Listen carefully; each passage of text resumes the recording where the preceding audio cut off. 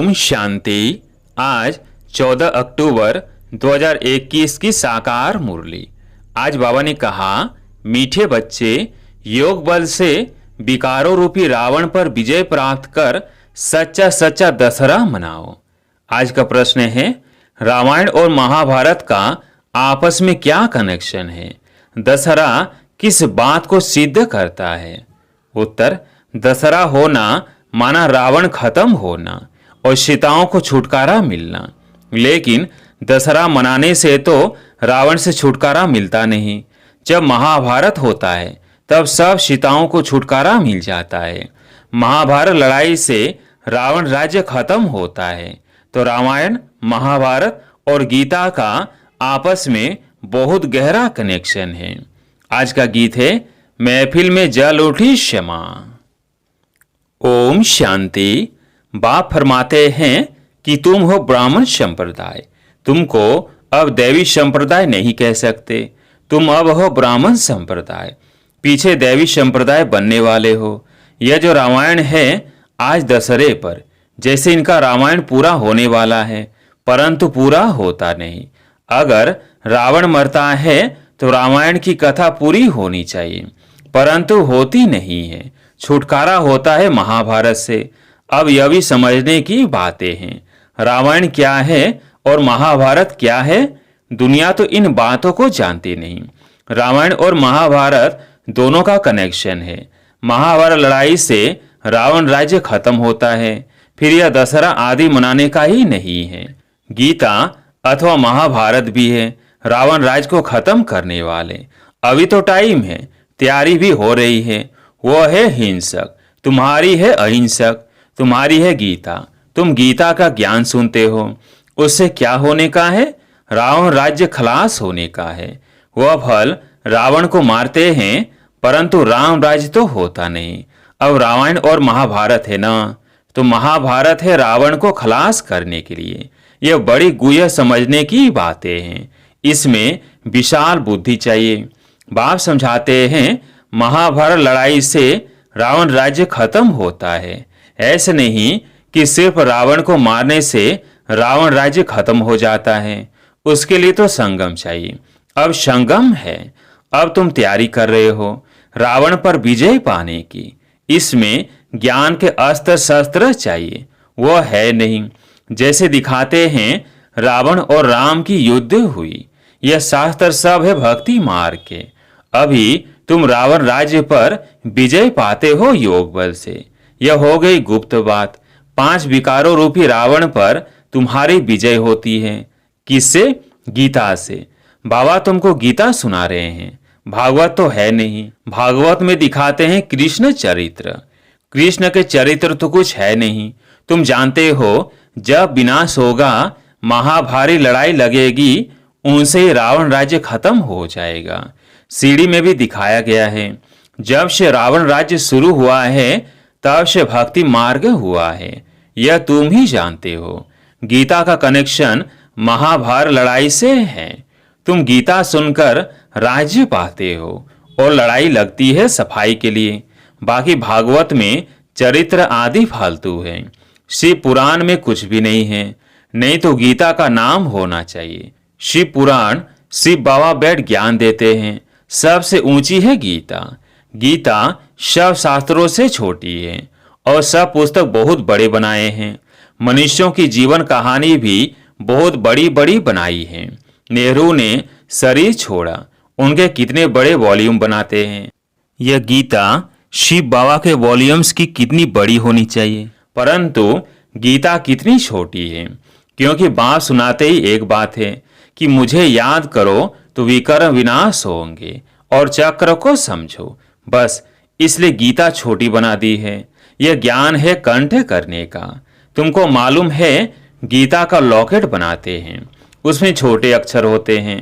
अब बाबा भी तुम्हारे गले में लॉकेट पहनाते हैं, त्रिमूर्ति और राजाई का। बाबा कहते हैं गीता है 2 अक्षर, अलफ और बे। यह है गुप्त मंत्र का लॉकेट, मन मना भव। मुझे याद करो तो विकर्म विनाश होंगे। तुम्हारा काम है योग बल से विजय पाना। फिर तुम्हारे लिए सफाई भी चाहिए। बाप समझाते हैं कि तुम्हारे योग बल से ही रावण राज्य का विनाश होना है। रावण राज्य कब शुरू हुआ है यह भी जानते नहीं।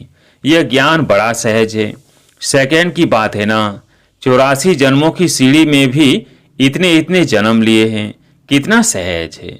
बाप है ज्ञान का सागर, ज्ञान सुनाते आते हैं। तुम सब मुरली के कागज इकट्ठे करो तो ढेर हो जाए। बाप डिटेल में समझाते हैं, नटसेल में तो कहते हैं अलग को याद करो। बस बाकी टाइम किस में लगाते हैं? तुम्हारे सिर पर पापों का बोझा बहुत है, वो याद से ही उतरना है। इसमें मेहनत लगती है, घड़ी घड़ी तुम भूल जाते हो। तुम बाबा को याद करते रहो तो कभी विघ्न नहीं पड़ेंगे। देहाभिमानी बनने से विघ्न पड़ते हैं। देही अभिमानी बनते हो अंत में, फिर आधा कल्प कुछ विघ्न नहीं पड़ता। यह कितनी गूढ़ बातें हैं समझने की। शुरू से लेकर कितना सुनाते आए हैं, फिर भी कहते हैं सिर्फ अलग को याद करो। बस झाड़ का है विस्तार, बीज तो छोटे से छोटा होता है, झाड़ कितना बड़ा निकलता है। आज दशहरा है ना। अब बाबा समझाते हैं रावण का महाभारत से क्या संबंध है। रावण तो भक्ति मार्ग का है, आधा कल्प से चला आता है। गोया अब रावण राज्य चल रहा है, फिर महाभारत आएगा तो रावण राज्य खत्म हो, राम राज्य शुरू हो जाएगा। रावण और महाभारत में क्या फर्क है? राम राज्य की स्थापना और रावण राज्य का विनाश होने का है। गीता सुनकर तुम विश्व का मालिक बनने लायक बनते हो। गीता और महाभारत भी है अभी के लिए, रावण राज्य खत्म होने के लिए। बाकी उन्होंने जो लड़ाई दिखाई है वो रॉन्ग है। लड़ाई है 5 विकारों पर जीत पाने की। तुमको बाप गीता के 2 अक्षर सुनाते हैं, मन मना भव, मैधाजी भव। गीता के शुरू में और अंत में यह 2 अक्षर आते हैं। बच्चे समझते हैं बरोबर गीता का एपिसोड चल रहा है, परंतु किसको कहेंगे तो कहेंगे कृष्ण कहाँ है। बाबा की समझानी और भक्ति मार्ग के शास्त्रों में कितना फर्क है यह कोई नहीं जानता। कि रामायण क्या है, महाभारत क्या है। महाभारत लड़ाई के बाद ही स्वर्ग के द्वार खुलते हैं, परंतु मनुष्य ये समझेंगे नहीं। इसलिए तुम परिचय ही बाप का दो। बाप कहते हैं मामे कम याद करो। यह बाप सारी दुनिया के लिए कहते हैं।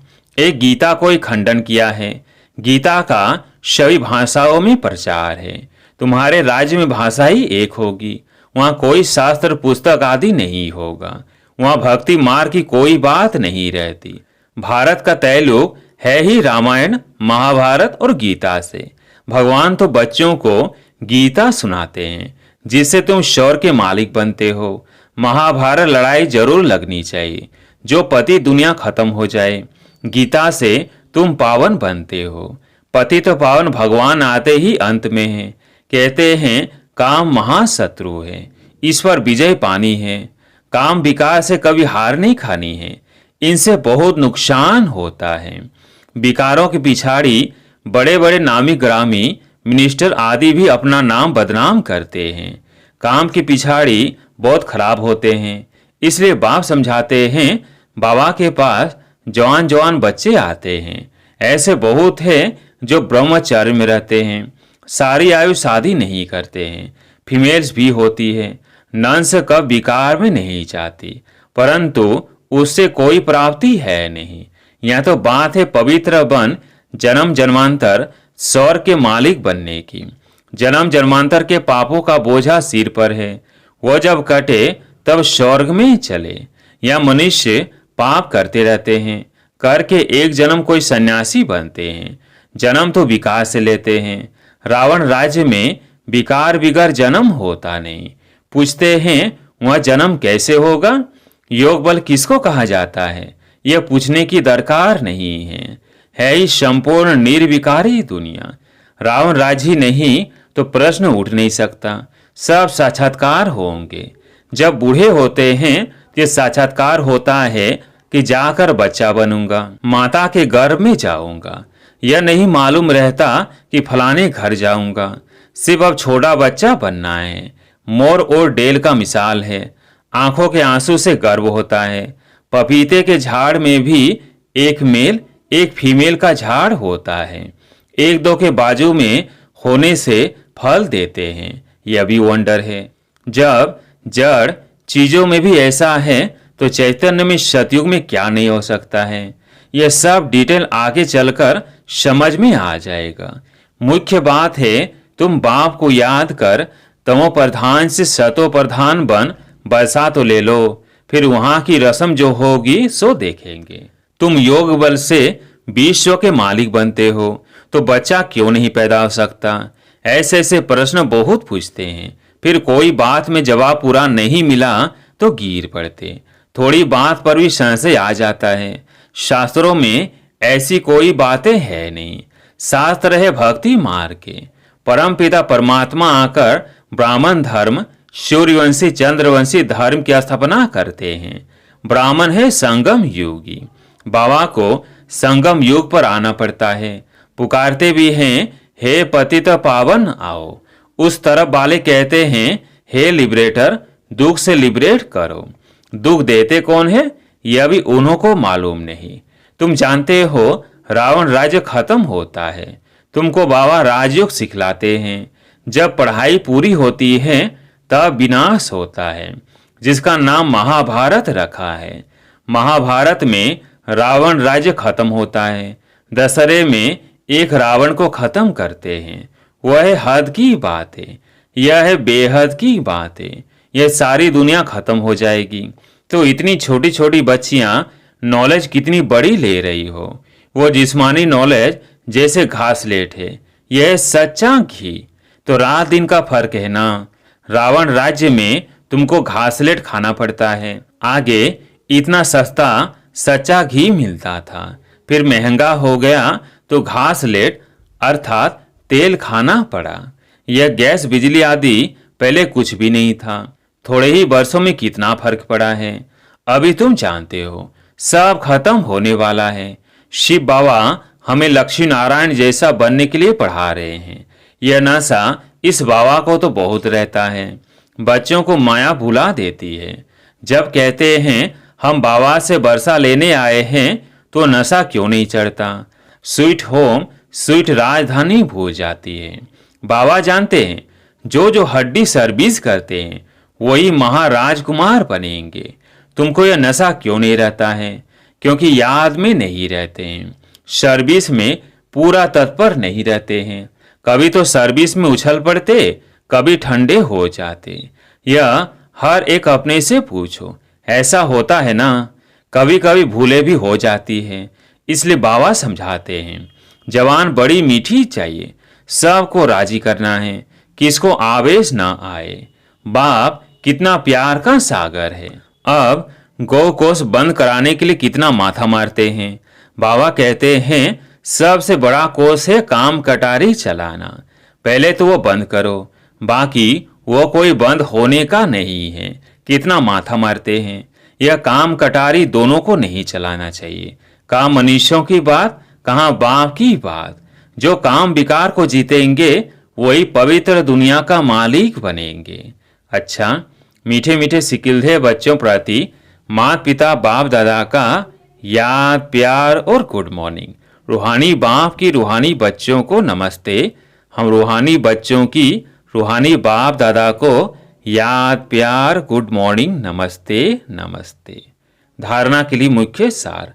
पहला पॉइंट, बाप समान प्यार का सागर बनना है। कभी भी आवेश में नहीं आना है। अपनी जबान बड़ी मीठी रखनी है, सबको राजी करना है। दूसरा पॉइंट, हड्डी सर्विस करनी है। नशे में रहना है कि अब यह पुराना शरीर छोड़ जाकर प्रिंस प्रिंसेस बनेंगे। आज प्यारे मीठे बाबा का वरदान, सेवा की लगन द्वारा लौकिक को अलौकिक प्रवृत्ति में परिवर्तन करने वाले निरंतर सेवाधारी भव। सेवा की लगन द्वारा लौकिक को अलौकिक प्रवृत्ति में परिवर्तन करने वाले निरंतर सेवाधारी भव।